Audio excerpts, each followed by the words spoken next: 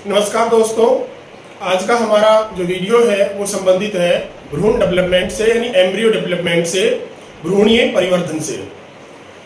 इससे पहले हम पादपों के अंदर भ्रूण निर्माण यानी युग्मनज किस प्रकार से बनता है, द्विनिषेचन, डबल फर्टिलाइजेशन और ट्रिपल फ्यूजन के बारे में पढ़ा।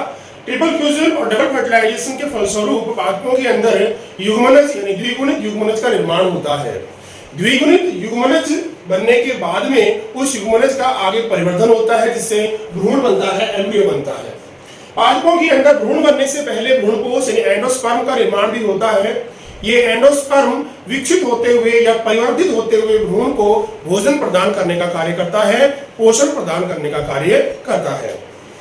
तो भ्रूण के परिवर्धन से पहले भ्रूणकोश का निर्माण होता है, एंडोस्पर्म का निर्माण होता है। भ्रूणकोश किस किस प्रकार के होते हैं, जैसे केंद्रीय भ्रूणकोश है, सेलुलर यानी कोशिकीय भ्रूणकोश है, हिलोबियल भ्रूणकोश है, इनके बारे में अपन ने पढ़ लिया था पहले। तो भ्रूणकोश जो कि भोजन प्रदान करने के लिए एक उत्तक होता है, इसका निर्माण भ्रूण के परिवर्तन से पहले होता है, ताकि भ्रूण इससे भोजन प्राप्त करता रहे और भ्रूण को भोजन प्राप्त करके विकसित हो जाए और कंप्लीटली भ्रूण का निर्माण हो जाए। तो आज हमारा टॉपिक यही है कि द्विबीजपत्री पादपों के अंदर भ्रूण का निर्माण किस प्रकार से होता है, एम्ब्रियोजेनेसिस किस प्रकार से होता है। द्विबीजपत्री डाइकोटिलीडनी जो प्लांट है, डाइकोटिलीडनी प्लांट है, डाइकोट प्लांट है, उनके अंदर किस प्रकार से एम्ब्रियोजेनेसिस यानी भ्रूण का परिवर्तन होता है।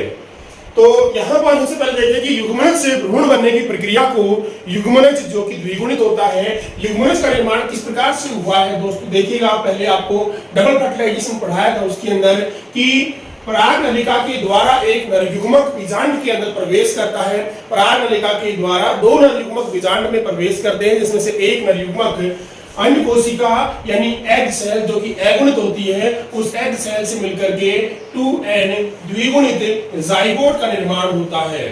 जाइगोट या युग्मनज का निर्माण होता है। दूसरा जो एक और n होता है यानी कि नर युग्मक होता है, वो नर युग्मक द्वितीयक केंद्रक जो पहले से द्विगुणित होता है भ्रूणकोश के अंदर, उस द्वितीयक केंद्रक के साथ मिलकर के 3n प्राथमिक भ्रूणकोश केंद्रक बनाता है, प्राइमरी एंडोस्पर्म न्यूक्लियाई बनाता है। ये प्राथमिक भ्रूणकोश केंद्रक विकसित होकर के भ्रूणकोश एंडोस्पर्म बनाता है। तो यहाँ पर ये जो जाइगोट बना है, द्विगुणित डिप्लॉइड जाइगोट बना है, ये डिप्लॉइड जाइगोट आगे चल करके एम्ब्रियो का निर्माण करेगा। किस तरह से एम्ब्रियो निर्माण होगा, तो युग्मनज से जाइगोट से युग्मनज से एम्ब्रियो बनने की प्रक्रिया को एम्ब्रियोजेनेसिस भ्रूणोद्भवन कहते हैं। एम्ब्रियोजेनेसिस या भ्रूणोद्भवन कहा जाता है। एम्ब्रियोजेनेसिस भ्रूणोद्भवन। द्विबीजपत्री पादपों के अंदर अपन भ्रूणोद्भवन प्रक्रिया का अध्ययन करेंगे। डाइकोटिलीडनी प्लांट के अंदर, डाइकोट प्लांट के अंदर सबसे पहले भ्रूण परिवर्तन का अध्ययन हैंस्टीन के द्वारा किया गया। हैंस्टीन नामक वैज्ञानिक के द्वारा सबसे पहले द्विबीजपत्री पादपों के अंदर भ्रूण परिवर्धन का अध्ययन किया गया। हैंस्टीन नामक वैज्ञानिक के द्वारा द्विबीजपत्री पादपों में भ्रूण परिवर्तन का अध्ययन किया गया। कब किया गया? 1840 में। कौन से पादप में किया गया? कैप्सेला बर्सा पेस्टोरिस में। कैप्सेला बर्सा पेस्टोरिस नामक पादप के अंदर हैंस्टीन के द्वारा सन 1840 में भ्रूण परिवर्तन का अध्ययन किया गया। डेट में फ्लक्चुएशन हो सकता है, अलग अलग बुकों में अलग लिखा हुआ है। तो हैंस्टीन के द्वारा द्विबीजपत्री पादपों में सन 1840 में कैप्सेला बर्सा पेस्टोरिस में भ्रूणीय परिवर्तन का अध्ययन किया गया। द्विबीजपत्री पादपों में भ्रूण परिवर्तन निम्न चरणों में पूरा होता है। देखिएगा, सबसे पहले जो कि जाइगोट बनता है, द्विगुणित युग्मनज बनता है या जाइगोट बनता है, वो जाइगोट से हमें लेकर के चलना है। यहां पर आ जाइए, अब आप चित्र के ऊपर ध्यान से देख चलिएगा चित्र को। चित्र अभी कंप्लीट नहीं है, इसके बाद एक डायग्राम और बनेगा जो भी बना देंगे बाद में, तो आप सारे डायग्राम ही बनाओगे अपने नोट्स के अंदर। यहाँ पर सबसे पहले अपन युग्मनज से चलते हैं। ये युग्मनज जो कि द्विगुणित है, डिप्लॉइड है। ए डायग्राम है, पहला डायग्राम है। डिप्लॉइड युग्मनज है, द्विगुणित युग्मनज है। यह द्विगुणित युग्मनज है। अभी सभी कोशिका द्विगुणित डिप्लॉइड ही रहेंगी, अतः यहाँ पर सभी विभाजन माइटोसिस होंगे, समसूत्री विभाजन होंगे। तो यहाँ पर समसूत्री विभाजन से, जो कि एक ट्रांसवर्स विभाजन होता है, अनुप्रस्थ विभाजन होता है एक प्रकार से, और उस समसूत्री विभाजन से सबसे पहले युग्मनज जायगोट दो कोशिकाओं का निर्माण करेगा। दो कोशिकाएं बनेगी, एक कोशिका बड़े आकार की होगी, एक कोशिका छोटे आकार की होगी। यहाँ पर हम इनके एंड यानी सिरे की बात करें तो एक सिरा जो इसका अपन बीजांड की संरचना पढ़ते हैं, तो प्रत्येक बीजांड यानी एनाट्रोपस जो ओव्यूल होता है, एनाट्रोपस ओव्यूल के अंदर बीजांड द्वार माइक्रोपाइल नीचे की ओर होता है। हम यहाँ पर माइक्रोपाइल नीचे की ओर लेके चल रहे हैं, अर्थात देखिएगा बीजांड की संरचना अपन बनाते हैं, ओव्यूल जो बनाते हैं, तो इसकी बात कर रहे हैं। यहाँ पर ये जो बीजांड है ये एनाट्रोपस बीजांड है, अर्थात प्रत्येक बीजांड है। इस बीजांड के अंदर बीजांड द्वार माइक्रोपाइल है, वो नीचे की ओर है। अतः इसके अंदर हम यहाँ पर भी जो दो कोशिकाएं का निर्माण होगा विभाजन होने के बाद में, उन दो कोशिकाओं का एंड यानी सिरा हमें दिखाना होगा। यहाँ पर देखिए, अब यहाँ पर इस बीजांड के अंदर ये भ्रूणकोश है, इस भ्रूणकोश के अंदर निषेचन के बाद में सभी कोशिकाएं नष्ट हो जाती हैं, और यहाँ पर इसमें अंदर तो क्या बच जाता है, पूरा एंडोस्पर्म बन जाता है, भ्रूणकोश बन जाता है, और इस एंडोस्पर्म के अंदर नीचे यहाँ पर क्या होता है, युग्मनज होता है। ध्यान दीजिएगा, एम्ब्रियो सैक यानी भ्रूणकोश के अंदर यहाँ पर युग्मनज जाइगोट होता है और पूरा का पूरा एंडोस्पर्म से भरा हुआ होता है। तो इस सिरे को कहते हैं बीजांड द्वारी सिरा अर्थात माइक्रोपाइलर एंड। माइक्रोपाइलर एंड है ये, यानी बीजांड द्वारी सिरा है, बीजांड द्वार। और बीजांड द्वार के ठीक जो विपरीत होता है वो चैलेसल एंड होता है, अर्थात निभागी सिरा होता है, निभागी सिरा, और ये बीजांड द्वारी सिरा। इस तरह से दो सिरे। तो यहाँ पर हम इसको एनाट्रोपस ओव्यूल के अंदर प्रत्येक बीजांड के अंदर ही लेकर पढ़ रहे हैं। तो यहाँ पर देखिएगा, अब यहाँ पर बनने वाली जो दो कोशिकाएं हैं, विभाजन होता है और एक युग्मनज से दो कोशिकाओं का निर्माण होता है। दोनों कोशिकाएं जो है यहाँ पर दिखा रखी हैं। यहाँ पर ये जो एक कोशिका है, नीचे की ओर की जो कोशिका होती है, जो किस तरफ होती है, माइक्रोपाइल की तरफ होती है, बीजांड द्वार की तरफ होती है। बीजांड द्वारी सिरे की ओर की जो कोशिका है उसे बेसल सेल कहेंगे, आधारीय कोशिका कहेंगे, आधारीय कोशिका। तथा निभाग की ओर चैलेसल एंड के ऊपर जो सेल्स है उसे टर्मिनल सेल्स, शीर्षस्थ कोशिका, एपिकल सेल्स, भ्रूणीय कोशिका कहा जा सकता है। भ्रूणीय कोशिका, एपिकल सेल्स, टर्मिनल सेल्स, शीर्षस्थ कोशिका कहते हैं। कई नाम हो गए इसके। तो यहाँ पर इस तरफ सी जो लिखा है हमने वो चैलेसल एंड है, और एम लिखा है वो माइक्रोपाइलर एंड है, अर्थात बीजांड द्वारी सिरा है, और ये निभागी सिरा है। यहाँ पर दो कोशिकाएं बन जाती हैं, और इन दो कोशिकाओं में वो कोशिका जो कि बीजांड द्वार की तरफ होती है उसे आधारीय कोशिका, बेसल सेल, जबकि जो कोशिका चैलेसल की तरफ होती है वो उस कोशिका को शीर्षस्थ कोशिका या टर्मिनल सेल्स कहते हैं। इसके बाद में अब इन दोनों कोशिकाओं के अंदर से, इन दोनों कोशिकाओं में से अब आगे विभाजन होगा, और जो पहले नीचे की बेसल सेल है, आधारीय कोशिका है, उस कोशिका के अंदर विभाजन होंगे। आधारीय कोशिका के अंदर होने वाले सभी विभाजन अनुप्रस्थ होंगे, अनुप्रस्थ विभाजन होंगे, ट्रांसवर्स डिवीजन होंगे। ट्रांसवर्स डिवीजन होने से आधारीय कोशिका कई कोशिकाओं के अंदर बढ़ जाएगी। आधारीय कोशिका के अंदर ट्रांसवर्स विभाजन होते हैं, जिससे आधारीय कोशिका कई कोशिकाओं के अंदर बढ़ जाती है। इसके बाद में जो नीचे की कोशिका होती है, बड़ी कोशिका होती है, वो कोशिका बढ़ जाती है, कुछ टूम लाइक यानी कि गुंबद आकार हो जाती है, गुंबद के समान हो जाती है, कुछ बढ़ जाती है। उस कोशिका को चूस्कांग या होस्टोरियल सेल कहते हैं। चूस्कांग या होस्टोरियल सेल कहेंगे। तो यहाँ पर ये जो आधारीय कोशिका है, आधारीय कोशिका में ट्रांसवर्स विभाजन होने से एक लंबी संरचना बनती है, जिसे सस्पेंशन या निलंबक कहते हैं। सस्पेंशन या निलंबक कहा जाता है। इस तरह से आधारीय कोशिका के अंदर ट्रांसवर्स विभाजन होते हैं। इसके बाद में जो शीर्षस्थ कोशिका है, एपिकल सेल है, टर्मिनल सेल है, उस कोशिका में लॉन्गिट्यूडनल अनुदैर्घ्य विभाजन होते हैं। लॉन्गिट्यूडनल या अनुदैर्घ्य विभाजन होते हैं, जिस कारण से वो कोशिका लंबी कोशिका में दो कोशिकाओं में बढ़ जाएगी। अब इसके बाद में आगे की प्रक्रिया अपन डी डायग्राम पे चलते हैं, डी चित्र के ऊपर। यहाँ पर देखिए अब इसके अंदर क्या हो रहा है कि जो निलंबक यानी कि सस्पेंशन सेल है, सस्पेंशन बना हुआ है आधारी कोशिका के अंदर, बारंबार ट्रांसवर्स विभाजन होते हैं और यह सस्पेंशन बड़ा हो जाता है, निलंबक बढ़ जाता है। इसके बाद में जो ऊपर की एपिकल सेल है, टर्मिनल सेल है, उस टर्मिनल सेल के अंदर विभाजन और चलते हैं, एक ट्रांसवर्स विभाजन होता है। पहले लॉन्गिट्यूडनल विभाजन होता है, फिर ट्रांस विभाजन होता है, जिसके कारण से 4 सेल्स का निर्माण होता है, 4 कोशिकाओं का निर्माण होता है। ये चारों कोशिकाएं सामने से देखने पर नहीं दिखती हैं, 2 कोशिकाएं पीछे होती हैं, 2 आगे होती, परंतु हमने अध्ययन की दृष्टि से इसको इस प्रकार से बना लिया है कि यहाँ पर 4 केंद्रक दिखाई दे रहे हैं, बल्कि 2 कोशिकाएं पीछे हैं। इस तरह से बनने वाली संरचना को क्वाड्रेंट कहते हैं या प्राक भ्रूणीय चतुष्क कहते हैं। प्रो एम्ब्रियोनल क्वाड्रेंट कहा जाता है, प्राक भ्रूणीय चतुष्टांशक कहते हैं। अब देखिए निलंबक की जो सस्पेंशन है, उस निलंबक की आखिरी कोशिका जो होती है वो हॉस्टोरियल सेल चूसकाम कोशिका कहलाती है, जो कि अपने आसपास से भोजन का सकिंग करती है, भोजन को चूसन करती है। एक कोशिका, निलंबक की एक कोशिका जो कि प्रो एम्ब्रियोनल क्वाड्रेंट है, उसके बिल्कुल पास होती है, या प्रो एम्ब्रियोनल के पास प्राक भ्रूण के बिल्कुल समीप होती है, उस समीप वाली कोशिका को हाइपोफाइसिस कहा जाता है। हाइपोफाइसिस या अधःस्फीतिका कहते हैं। एक कोशिका जो कि प्रो एम्ब्रियोनल यानी कि प्राक भ्रूण जो है उसके समीप होती है, उसे हाइपोफाइसिस या अधःस्फीतिका कहते हैं। इसके बाद में अब हम चलते हैं आगे।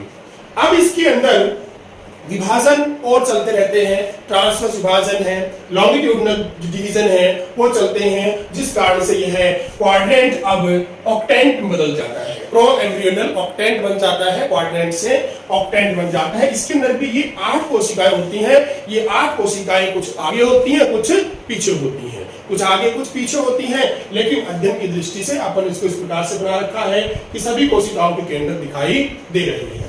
हाइपोफाइसिस सेल है वो अपने आकार में कुछ वृद्धि कर लेती है, कुछ बड़ी हो जाती है। बाकी निलंबक यानी सस्पेंशन जो है वो नीचे की तरफ रहता है। लगभग ये 6 से 10 कोशिकाओं का बना हुआ निलंबक होता है, 6 से 10 कोशिकाओं का। और निलंबक की सस्पेंशन की आखिरी कोशिका हॉस्टोरियल सेल कहलाती है। इसके बाद में यहाँ पर इस सस्पेंशन का क्या कार्य है वो हम बताएंगे आगे चल के कि सस्पेंशन काफी महत्व का होता है। इसके बाद में है अगले जो एफ डायग्राम है इसके ऊपर। अब यहाँ पर क्या होगा कि जो प्रो प्राक भ्रूण है, प्रो एम्ब्रियोनल ऑक्टेंट है, इस ऑक्टेंट के अंदर अब परिणत विभाजन एंटीक्लाइनल डिवीजन होता है। एंटीक्लाइनल डिवीजन होने के कारण से यह 16 कोशिकाओं पेरिक्लाइनल यानी परिणत विभाजन होगा। परिणत विभाजन होने से यह 16 कोशिकाओं के अंदर बढ़ जाता है। 16 कोशिकाएं बन जाती हैं, यहाँ पर 16 सेल्स बन जाती हैं, जिनमें से प्रत्येक जो 8 कोशिका है, प्रत्येक अष्टक की 8 कोशिकाएं हैं। प्रत्येक कोशिका एक आउटर सेल्स, एक इनर सेल, एक आउटर सेल, एक इनर सेल, एक आउटर सेल, एक इनर सेल, इस प्रकार से बन जाती है। एक बाहर की, एक अंदर की, बाहर की, इस प्रकार से सेल बनती है। जो बाहर की तरफ सेल्स होती हैं, बाहर की तरफ 16 में से 8 सेल्स जो बाहर की ओर होती हैं, 16 में से 8 कोशिकाएं जो बाहर की ओर होती हैं, वो बाहर की कोशिकाएं क्या बनाएंगी? डर्मेटोजन बनाती हैं। बाहर कोशिकाएं क्या बनाएंगी? डर्मेटोजन बनाती है। यह डर्मेटोजन आगे चल करके एपिडर्मिस या बाह्य त्वचा का निर्माण करता है। एपिडर्मिस या बाह्य त्वचा का निर्माण कर लेता है। इस प्रकार से हाइपोफाइसिस जो है वो इसके अंदर निलंबक भी है और हॉस्टोरियल सेल यानी चूसकांक भी नीचे की ओर स्थित रहता है। इसके अंदर अब यहां से अपन अब बात करें तो हाइपोफाइसिस जो यहाँ पर दिख नहीं रहा है उसके बारे में बात करते हैं अपन। हाइपोफाइसिस ध्यान से देखिएगा, सुनिएगा। हाइपोफाइसिस जो कि अधःस्फीतिका, जो कि प्रो एम्ब्रियोनल जो प्राक भ्रूण है उसके पास स्थित होती है, कांटेक्ट में होती है, उसके संपर्क में होती है, वो हाइपोफाइसिस सेल होती है। यहाँ पर ये हाइपोफाइसिस सेल अब 8 कोशिकाओं में बढ़ जाती है, सिर्फ हाइपोफाइसिस सेल। हाइपोफाइसिस सेल्स के अंदर ट्रांसवर्स डिवीजन होते हैं जिससे यह 8 कोशिकाओं का निर्माण करती हैं। ये 8 कोशिकाएं भी आगे पीछे स्थित होती हैं जो कि अपने को सामने से नहीं दिखेंगी। ये 8 कोशिकाएं बनती हैं। 2 4 6 8 कोशिकाएं हो गई। अब यहाँ पर जो 8 कोशिकाएं हैं, इनमें से नीचे की 4 सेल्स, नीचे की जो 4 सेल हैं, 4 कोशिकाएं हैं, वो 4 कोशिकाएं क्या बनाएंगी? बीज के अंदर भ्रूण का, जब भ्रूण उगता है उस समय रूट कैप के कोशिकाएं होंगी और रूट टिप और रूट कैप हाइपोफाइसिस जो है वो 8 सेल्स के अंदर डिवाइड हो जाएगी और उस 8 सेल्स में नीचे की जो 4 सेल्स हैं उनके द्वारा रूट कैप और रूट टिप का निर्माण होता है। तथा ऊपर की जो 4 सेल्स होती हैं, ऊपर की 4 सेल्स होती हैं, वो ऊपर की 4 सेल्स प्रो एम्ब्रियोनल ऑक्टेंट की हाफ पार्ट से मिलकर के हाइपोफाइसिस के ऊपर की जो 4 सेल्स होती हैं वो बनाती हैं रूट कॉर्टेक्स। रूट कॉर्टेक्स का निर्माण होगा। हाइपोफाइसिस की नीचे की 4 सेल्स, हाइपोफाइसिस 8 सेल्स में डिवाइड हो जाएगा।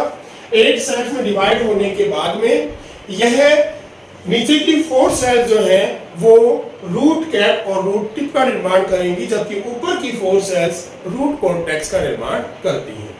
ऊपर की 16 सेल्स में से हाफ पार्ट, सेल्स का हाफ पार्ट यानी प्रो एम्ब्रियोनल जो एम्ब्रियो है, इस एम्ब्रियो का हाफ पार्ट, नीचे का जो हाफ है, इस हाफ के द्वारा जो निर्माण होगा वो होगा हाइपोकोटाइल का निर्माण। नीचे का जो भाग है उससे हाइपोकोटाइल का निर्माण होता है और जो ऊपर का पार्ट होता है, ऊपर का जो हाफ है, अपर हाफ है, एक लोअर हाफ के द्वारा क्या होगा? हाइपोकोटाइल का निर्माण होगा, जबकि अपर हाफ जो है उसके द्वारा कॉटिलिडन्स और बीजपत्र और प्लूम्यूल यानी प्रांकुर का निर्माण होगा। प्रांकुर और प्लूम्यूल जो है अपर हाफ के द्वारा बनेंगे, प्रांकुर या प्लूम्यूल और बीजपत्र कॉटिलिडन। तो कॉटिलिडन और बीजपत्र और प्लूम्यूल यानी प्रांकुर, इनका निर्माण अपर हाफ से होगा, जबकि लोअर हाफ के द्वारा नीचे का जो हाफ पार्ट है उससे हाइपोकोटाइल का निर्माण होता है। अब देखिए, तो यहां पर आपको ध्यान रखना है कि हाइपोफाइसिस 8 सेल्स में डिवाइड होता है और ये 8 सेल्स जो है नीचे की 4 सेल्स है उनके द्वारा रूट कैप, रूट टिप का निर्माण करता है, जबकि ऊपर की 4 सेल्स रूट कॉर्टेक्स का निर्माण करता है। एम्ब्रियो की बात करें, ऊपर की जो सेल्स, टर्मिनल सेल्स डिवाइड होकर के 16 सेल्स बनाई हैं, उनमें से बाहर की 8 सेल्स डर्मेटोजोम का निर्माण करेंगी जो बाद में एपिडर्मिस बनाएगा। अंदर की जो 8 सेल्स है और बाहर की 8 सेल्स है सभी मिलकर किस प्रकार से आगे निर्माण करती हैं? तो प्राकभ्रूण का जो लोअर हाफ है उस लोअर हाफ के द्वारा हाइपोकोटाइल का निर्माण होता है। हाइपोकोटाइल का निर्माण होता है, जबकि ऊपरी हाफ जो है उससे कॉटिलिडन्स और यानी कि बीजपत्र और प्लूम्यूल यानी प्रांकुर का निर्माण होता है। इस तरह से अब हम चलते हैं नेक्स्ट डायग्राम, जी जो चित्र है, जी डायग्राम, उसके ऊपर बीज पत्राधार, हाइपोकोटाइल को बीज पत्रा आधार कहते हैं।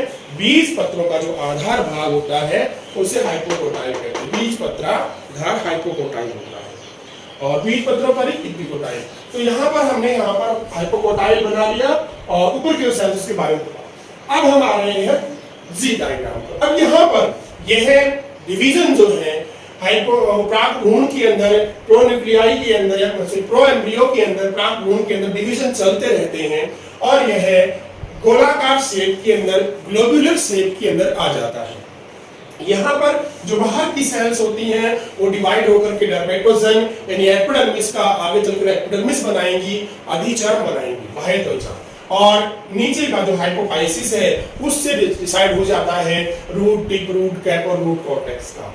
अब देखिए, नीचे का जो चूस्कांड है, हॉस्टोरियल सेल है, वो हॉस्टोरियल सेल निलंबक की सेल से मिलकर के, निलंबक की जो सेल्स है, सस्पेंशन की सेल है, उनसे मिलकर के कुछ इस तरह से मुड़ जाता है। पहले ये गोल शेप में था, गुंबदाकार में था, अभी यहाँ पर थोड़ा इस प्रकार से मुड़ जाता है और ये अब भी हॉस्टोरियल ही है, चूस्कांड ही है। इस तरह से जो भ्रूण है वो गोलाकार शेप के अंदर आ जाता है। इसके बाद में एक्स पर आते हैं अपन। यहाँ पर अब जो भ्रूण है, प्राप्त भ्रूण है, इस प्राप्त भ्रूण के अंदर कुछ विभाजन चलते हैं और इनके विभाजन के चलने से, विभाजन होते रहने से यह अपनी आकृति बदल करके हार्ट शेप में आ जाता है। यहाँ पर भ्रूण की जो आकृति है वो हार्ट शेप में आती है। हार्ट शेप का जो टिप पॉइंट होता है यहाँ पर, इस भाग पर होता है प्रांकुर। नहीं लिखा हुआ था, लिख दिया है प्रांकुर। यहाँ पर होता है प्रांकुर प्लूम्यूल और उसके नीचे के भाग में जहां पर सस्पेंशन जुड़ा होता है, उस सस्पेंशन के पास में root tip, root cap, root cortex, hypocotyl आदि मिलकर क्या बनाते हैं, मूलांकुर रेडिकल बनाते हैं। ध्यान दीजिएगा, नीचे का जो लोअर हाफ है, नीचे का एम्ब्रियो का लोअर हाफ तथा हाइपोफाइसिस की root tip, root cap, root cortex सभी मिलकर के, यानी हाइपोकोटाइल अपन बात करें तो हाइपोकोटाइल और नीचे की जो हाइपोफाइसिस सेल्स है मिलकर के रेडिकल का निर्माण करती है, मूलांकुर का निर्माण करती है। मूलांकुर टिप पे होता है और मूलांकुर से ऊपर होता है बीजपत्राधार हाइपोकोटाइल। रेडिकल सबसे लास्ट में होगा और उसके ऊपर होगा हाइपोकोटाइल। तो इस तरह से यह आ जाता है हार्ट शेप के अंदर, हार्ट शेप में आ गया। इसके बाद में भ्रूण का आगे और डेवलपमेंट होता है और निलंबक जो है वो बढ़ता हुआ, निलंबक है वो इस प्रकार से छोटा सा रह जाता है और बीज पत्रों के जो ऊपरी सिरे होते हैं वो बढ़ करके मुड़ जाते हैं। बीज पत्रों के ऊपरी सिरे बढ़ करके इस प्रकार से मुड़ जाते हैं, टर्न हो जाते हैं और इनका जो टिप पॉइंट है, बीच का भाग है, वहां पर प्रांकुर मौजूद रहता है, प्लूम्यूल वहीं पर रहता है। प्लूम्यूल प्रांकुर के जस्ट विपरीत पार्ट पर क्या होता है, मूलांकुर होता है। प्रांकुर के जस्ट विपरीत पार्ट पर रेडिकल, मूलांकुर होता है, रेडिकल से ऊपर बीजपत्राधार हाइपोकोटाइल होता है। हाइपोकोटाइल से ऊपर का जो भाग है इसे हम एपिकोटाइल बोलते हैं, ये एपिकोटाइल है। एपिकोटाइल में क्या क्या होता है, प्रांकुर और बीजपत्र होते हैं। तो इस तरह से यह भ्रूण जो है इस संरचना के अंदर आ जाता है, भ्रूण इस शेप के अंदर आ जाता है। जो चूस्कान यानी हॉस्टोरल सेल है वो यहाँ पर छोटी संरचना के अंदर रह जाता है। अब ध्यान दीजिएगा, जो हॉस्टोरल सेल यानी सस्पेंशन है, निलंबक जिसे हम कह रहे हैं, निलंबक या सस्पेंशन जिसे कहते हैं, यह सस्पेंशन क्या कार्य करता है। सस्पेंशन भ्रूण को भ्रूणपोष के अंदर धकेलता है। सस्पेंशन भ्रूण को भ्रूणपोष में धकेलता है। देखिए ये एक ओव्यूल है, यहाँ पर सबसे पहले एक युग्मनज जो कि द्विगुणित था, ये युग्मनज डिवाइड हुआ और डिवाइड होने के बाद में 2 सेल्स बने। 2 सेल्स में एक बेसल सेल है और एक शीर्षस्थ कोशिका है। जो बेसल सेल है उसके द्वारा निलंबक बनता है। चलिए हम यहाँ पर बनाते हैं, ये एम्ब्रियो सैक है। एम्ब्रियो सैक के अंदर यहाँ पर ये बड़ी कोशिका है एपिकल सेल और यहाँ पर इस प्रकार से ये है सस्पेंशन। तो ये सस्पेंशन बढ़ करके भ्रूण को, एम्ब्रियो को एंडोस्पर्म में गहराई में धंसा देता है, गहराई में पहुंचा देता है ताकि यह नरिशमेंट टिश्यू से, पोषक ऊतक से चारों तरफ से सराउंड हो जाए, घिर जाए। तो निलंबक सस्पेंशन का बहुत ही एक महत्व है, बहुत अच्छा महत्व है कि सस्पेंशन के कारण से एम्ब्रियो को एंडोस्पर्म की तरफ धकेला जाता है, जिससे एम्ब्रियो एंडोस्पर्म में गहराई में धंस जाता है और एम्ब्रियो एंडोस्पर्म जो कि एक नरिशमेंट टिश्यू है, पोषक ऊतक है, उसके द्वारा चारों तरफ से घिर जाता है, जिससे एम्ब्रियो को कंप्लीटली पर्याप्त मात्रा में भोजन प्राप्त होता रहे, पोषण प्राप्त होता रहे। तो सस्पेंशन जो है वो एम्ब्रियो को एंडोस्पर्म की ओर धकेलता है, जिस कारण से एम्ब्रियो को एंडोस्पर्म से पोषण प्राप्त होता रहे। यहां पर इस प्रकार से ये चेंजमेंट आते हैं, परिवर्तन आते हैं। अब देखिए एक बार फिर से, सबसे पहले युग्मनज जो कि डबल फर्टिलाइजेशन के द्वारा बना, इस युग्मनज के अंदर एक ट्रांसफर माइटोसिस समसूत्री विभाजन हुआ। समसूत्री विभाजन से 2 कोशिकाओं का निर्माण हुआ। वो कोशिका जो कि माइक्रोपाइलर एंड की तरफ यानी बीजांड द्वारी शिले की तरफ है, उस सेल्स को आधारी कोशिका, बेसल सेल, और जो कोशिका चैलेजल एंड की तरफ है अर्थात निभागी क्षेत्र की ओर है, उसे शीर्षस्थ कोशिका कहते हैं। दोनों ही कोशिकाओं के अंदर अब साथ साथ विभाजन चलते हैं। बेसल सेल के अंदर विभाजन, ट्रांसवर्स विभाजन होते हैं, जिससे वह अनेक कोशिकाओं के अंदर बढ़ती चली जाती है और इस प्रकार सस्पेंशन का निर्माण करती है। सस्पेंशन की आखिरी कोशिका, निलंबक की जो अंतिम कोशिका है वो फूल कर कुछ बड़ी हो जाती है, गुंबद की आकार की हो जाती है, जिसे हॉस्टोरियल सेल या शुष्कांग कोशिका कहते हैं, जो कि अपने आसपास के ऊतकों से भोजन का शोषण करती है। ऊपर की जो एपिकल सेल है, शीर्षस्थ कोशिका है, वो शीर्षस्थ कोशिका के अंदर लॉन्गिट्यूडिनल डिवीजन होते हैं, अनुदैर्ध्य विभाजन होते हैं, जिससे अनुदैर्ध्य विभाजन होने के कारण से वह 2 कोशिकाओं में और उसके बाद में 4 कोशिकाओं के अंदर बढ़ जाती है। जब 4 कोशिकाओं में बढ़ती है, जब इसे प्राक भ्रूण चतुष्टांशक कहते हैं या प्रो एम्ब्रियोनल क्वाड्रेंट कहते हैं। प्रो एम्ब्रियोनल क्वाड्रेंट की एक प्रो एम्ब्रियोनल क्वाड्रेंट बनने के बाद में निलंबक की एक कोशिका, सस्पेंशन की एक कोशिका जो प्रो एम्ब्रियोनल क्वाड्रेंट के बिल्कुल कांटेक्ट में होती है, पास में होती है, समीप होती है, उस कोशिका को हाइपोफाइसिस या अधःस्फीतिका कहते हैं। हाइपोफाइसिस के नीचे की कोशिका लगभग 6 से 10 कोशिकीय लंबा सस्पेंशन होता है। सस्पेंशन की अंतिम कोशिका शुष्कांग होती है। आगे चलते हैं। इस चतुष्टांशक बनने के बाद में 4 कोशिकाएं बनने के बाद में इनमें फिर से विभाजन होता है और इस बार विभाजन जो है वो ट्रांसवर्स भी हो जाते हैं, जिससे यह अनुप्रस्थ विभाजन हुई, जिससे यह 8 कोशिकाओं का भ्रूण बन जाता है।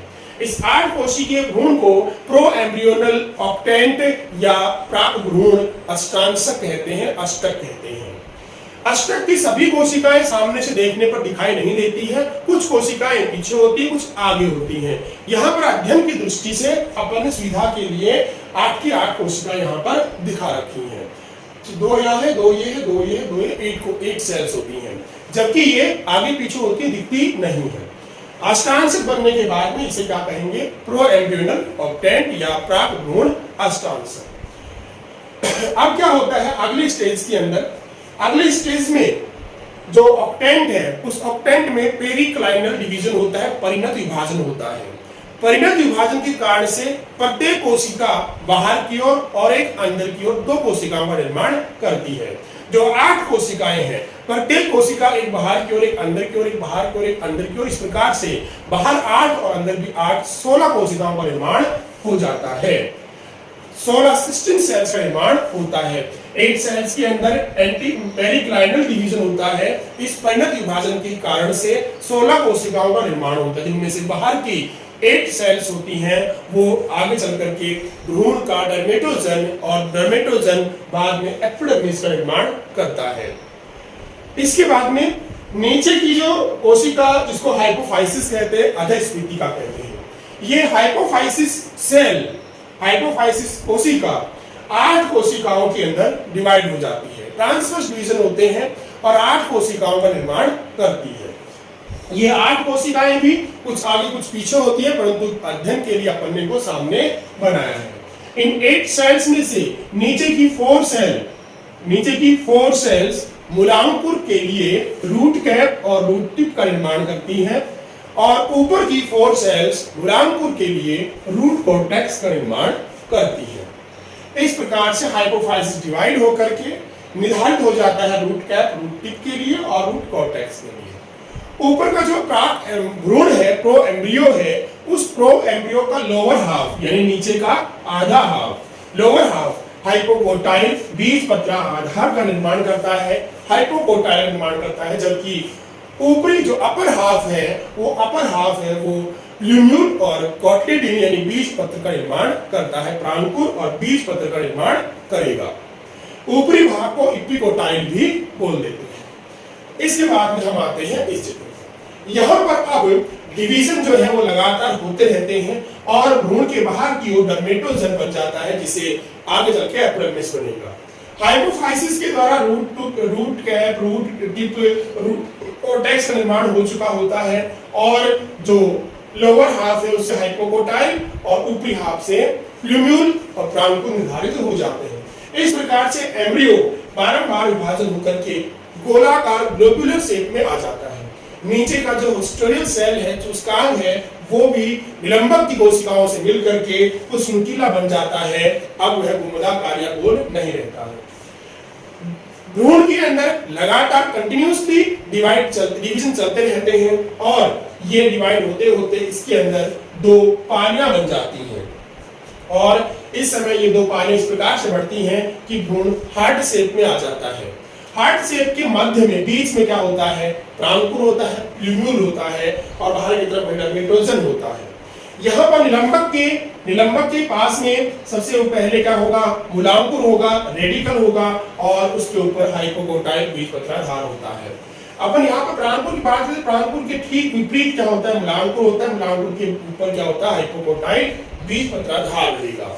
निलंबक यहाँ पर इस प्रकार से है। यहाँ पर निलंबक का कार्य हम देखें तो निलंबक जो है, जब कोशिका एम्ब्रियो सैक के अंदर, बीजांड के अंदर सारी प्रक्रियाएं हो रही हैं, तो बीजांड के अंदर, ओव्यूल के अंदर ह्यूमनस जाइगोट बनता है। जाइगोट दो कोशिकाओं बढ़ जाता है, उसके बाद में एक लंबा निलंबक बनता है, सस्पेंशन बनता है और जाइगोट ऊपर की ओर गोल दिखा रखा हमने।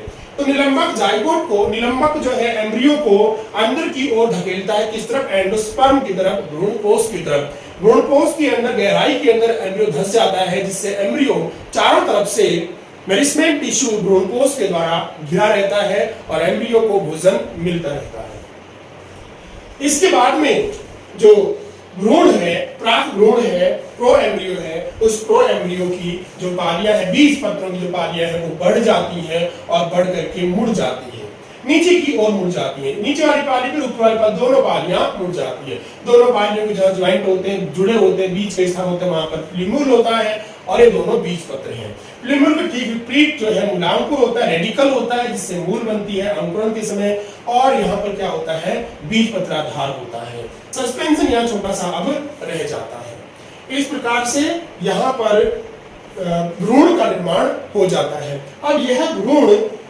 बीजांड के अंदर होता है, ओव्यूल के अंदर होता है। यहाँ पर एक डायग्राम और बनेगा, ध्यान दे दीजिएगा, GHI यानी एक चित्र और है, जिसको हम जे नाम देंगे, वो चित्र और बनेगा। तो हम इसके बाद आगे देखते हैं कि यह भ्रूण, यह एम्ब्रियो विद डाइकोटिलीडन, विद दो बीज पत्रों सहित किस प्रकार से बीजांड के अंदर स्थित रहता है और बीजांड के अंदर इसकी व्यवस्था किस तरह से होगी। जो पहले बने हुए चित्र थे उनका सबसे आखिरी चित्र ये है। पहले, इससे पहले आई तक डायग्राम बने हुए थे द्विबीजपत्री भ्रूण का परिवर्धन के अंतर्गत, और अंत में अब भ्रूण जो है वो बीजांड के अंदर किस प्रकार से व्यवस्थित रहता है उसको दिखाता हुआ ये चित्र है। तो अंत में आई के बाद में जे ये डायग्राम बनेगा, तब वो चित्र कंप्लीट होंगे सारे, और उसका नाम नीचे लिखा जाएगा द्विबीजपत्री भ्रूण का परिवर्धन।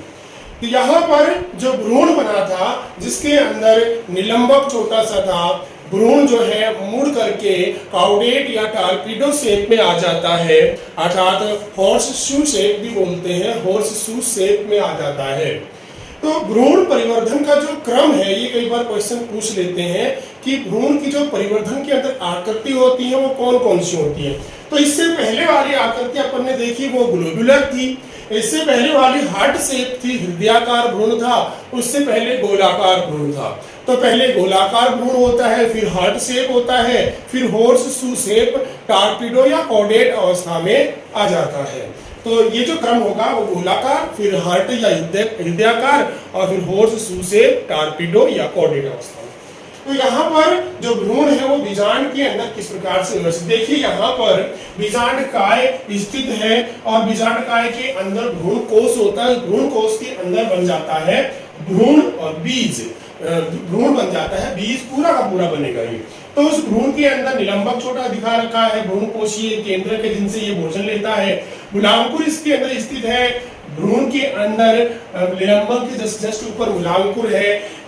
किस प्रकार से बना उसका पूरा अध्ययन कर चुके हैं हाइपोफाइसिस सेल के द्वारा। बीज पत्र आधार हाइपोकोटाइल होता है, दोनों बीज पत्र जो है वो जुड़े हुए हैं, दोनों बीज पत्र जहाँ जुड़ते हैं उनके बीच में प्रांकुर या प्लूम्यूल होता है। प्रांकुर या प्लूम्यूल के ठीक विपरीत मूलांकुर रेडिकल होता है, और दोनों बीज पत्र जो है इस प्रकार से मुड़े हुए बीज के अंदर, बीजांड के अंदर रहते हैं। तो यहाँ पर अब बाह्य अंत अध्यावरण है बीजांड के, बाह्य अंत अध्यावरण जो है दिखा रखे बीजांड द्वार है, तो ये संपूर्ण संरचना क्या बना लेगा, बीज बना लेगा। और एक द्विबीजपत्री बीज को जब हम देखते हैं तो किस प्रकार से दिखाई देता है, देखिए जहां पर भ्रूण के अंदर जिस स्थान पर प्रांकुर होता है, बीज पत्र जुड़े होते हैं, हाइपोकोटाइल होता है, इपिकोटाइल होता है और एडिकल होता है, उस पूरी संरचना को भ्रूणीय अक्ष एम्ब्रियोनल एक्सिस कहते हैं। देखिए ये है एम्ब्रियोनल एक्सिस, ये हमने बहुत ही छोटा सा होता है। अगर आप मटर के बीज को भिगो करके या फिर कच्चे बीज को आप खोलते हो तो दोनों बीज पत्र अलग हो जाते हैं और बीच में एक व्हाइट कलर की सफेद रंग की छोटी संरचना दिखाई देती है जिसे भ्रूणीय अक्ष कहते हैं। इस भ्रूणीय अक्ष में दोनों तरफ दोनों बीज पत्र जुड़े होते हैं, दोनों तरफ दो बीज पत्र जुड़े होंगे इस प्रकार से।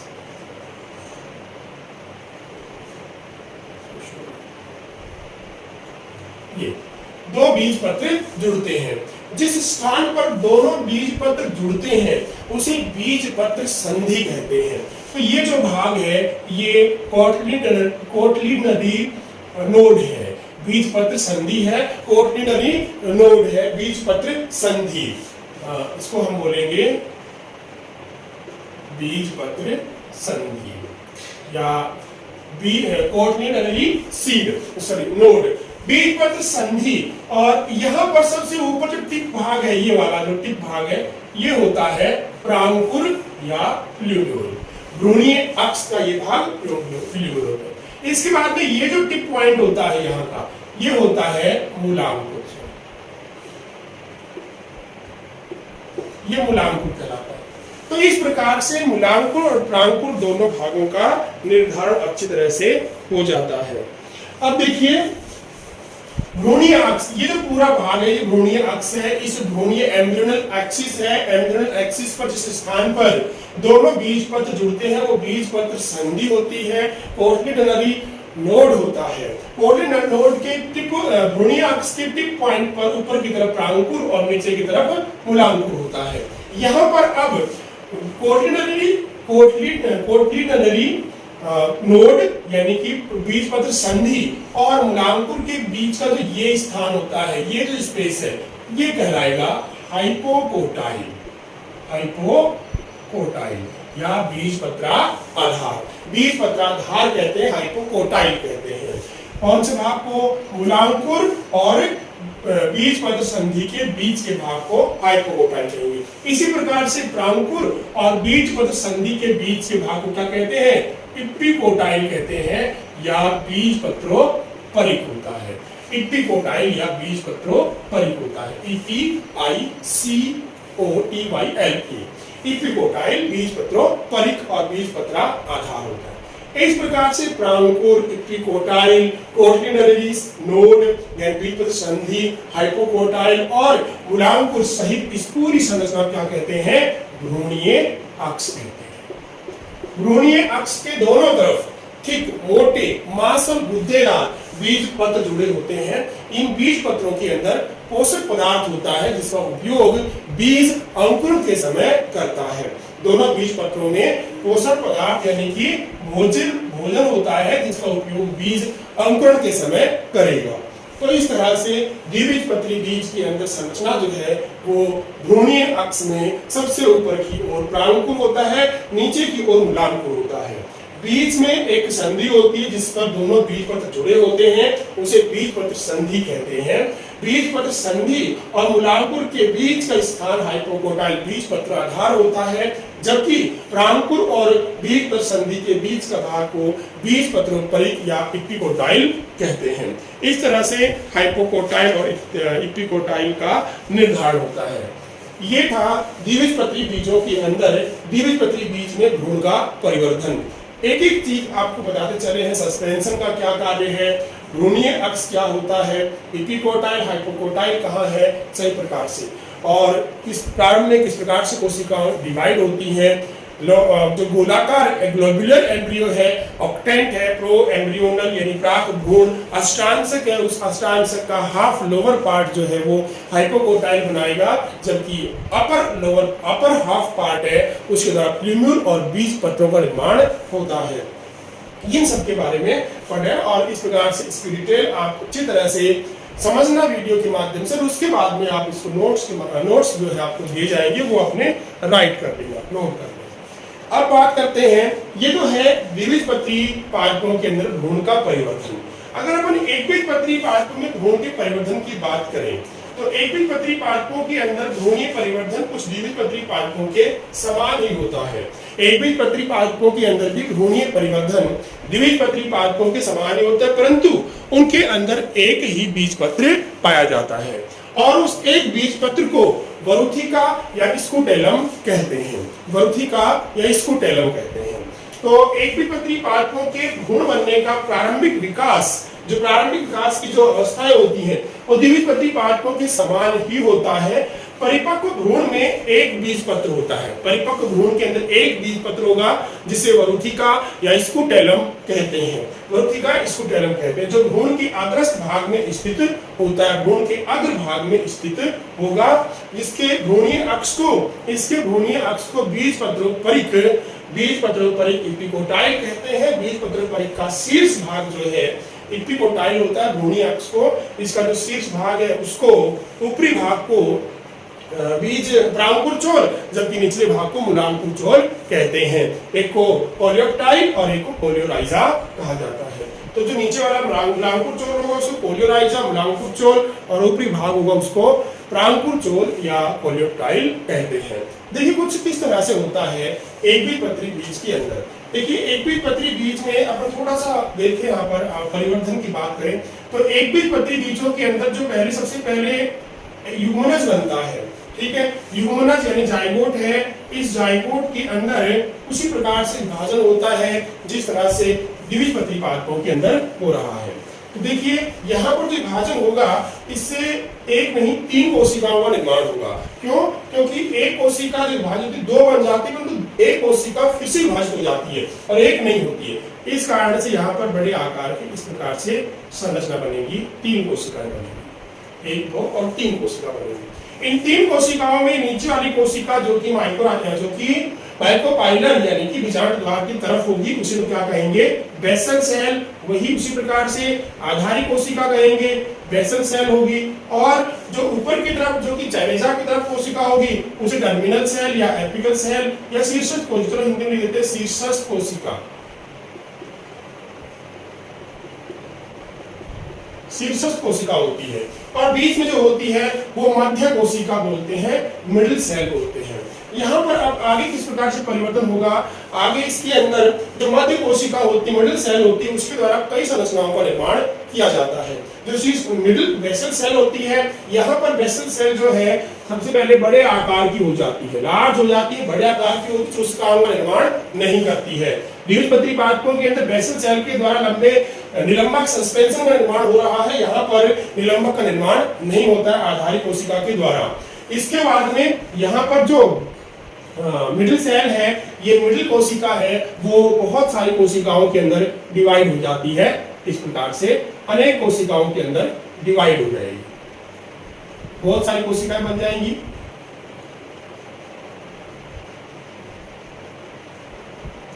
इस तरह से, और जो शीर्षस्थ कोशिका है वो भी कुछ इस प्रकार से अनेक कोशिकाओं के अंदर विभाजित हो जाती है।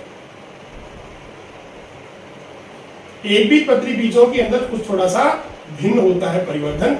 ये इसकी अपर कोशिका है, टर्मिनल सेल है, और बीच की मिडिल सेल है, और नीचे की जो बेसल सेल है वो होती है। इसके बाद में इसमें आगे का परिवर्धन जब होता है तो वो किस तरह से होता है, ये तो है इसकी बेसल सेल, ठीक है, और यहाँ पर ये जो संरचना है वो कुछ इस तरह से बनेगी।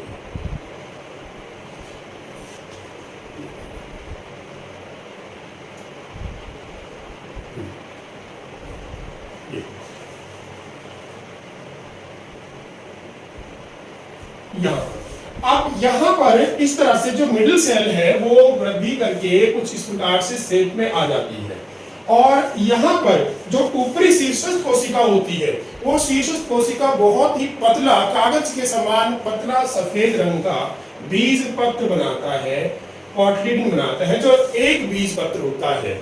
इस एक बीज पत्र को क्या कहते हैं, स्कूटेलम कहते हैं, या वरुथिका या स्कूटेलम कहते हैं। अब यहाँ पर जो बीज की मिडिल सेल है उस मिडिल सेल के द्वारा कई भाग बनाए जाते हैं। तो एक बीजपत्री पादप में मिडिल सेल जो होती है, मध्य कोशिका होती है, वो काफी इंपॉर्टेंट होती है। मध्य कोशिका के द्वारा प्ल्यूम्यूल, प्रांकुर और रेडिकल, मूलांकुर और एपिकोटाइल, हाइपोकोटाइल, ये सब बनाए जाते हैं।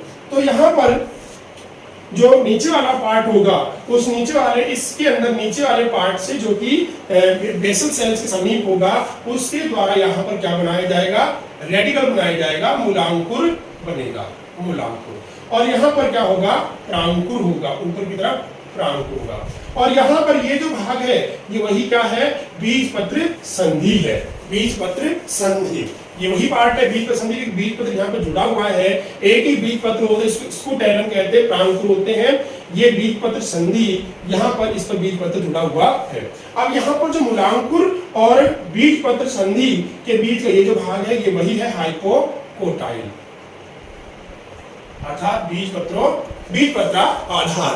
और इसी प्रकार से प्रांकुर और बीजपत्र संधि के बीच का ये जो भाग है, ये क्या कहलाएगा, इपिकोटाइल,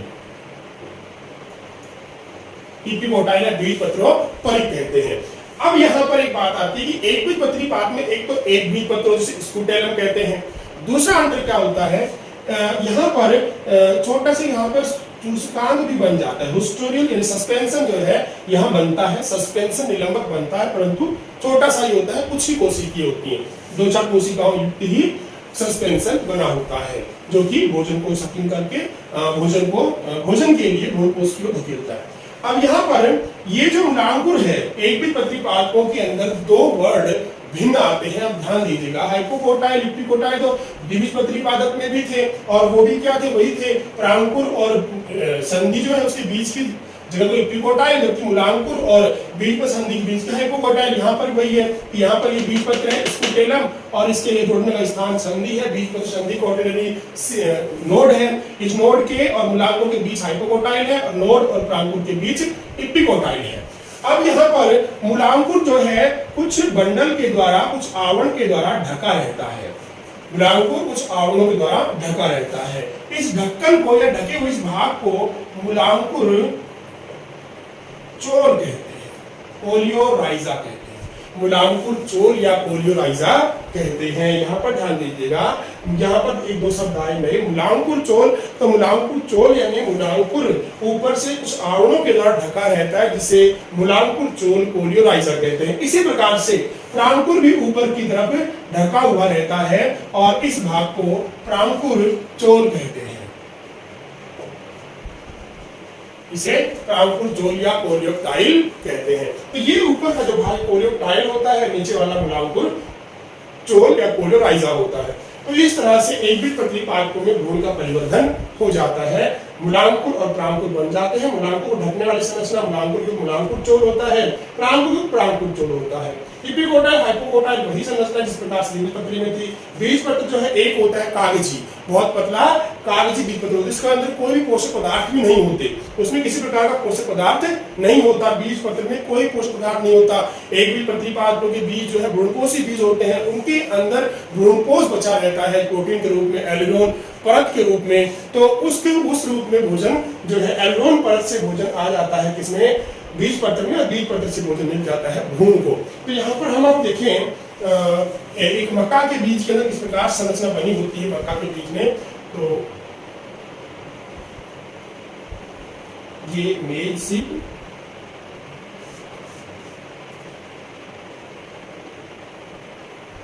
यहाँ पर इसके अंदर हाफ पार्ट होता है, 2 भागों में बढ़ जाता है ये, और एक नीचे का भाग छोटा होता है, ऊपर वाला बड़ा भाग होता है। ऊपर वाले बड़े भाग के अंदर भ्रूणकोश होता है और प्रोटीन की लेयर होती है। इस प्रोटीन की लेयर को एल्यूरोन परत कहते हैं, एल्यूरोन परत कहा जाता है। और यहाँ पर इस जगह पर भ्रूणीय अक्ष जो है इसका यहाँ होगा, इस भ्रूणीय अक्ष पर, भ्रूणीय अक्ष इसके अंदर होगा, तो यहाँ पर वो भ्रूण जो है इस प्रकार से व्यवस्थित है।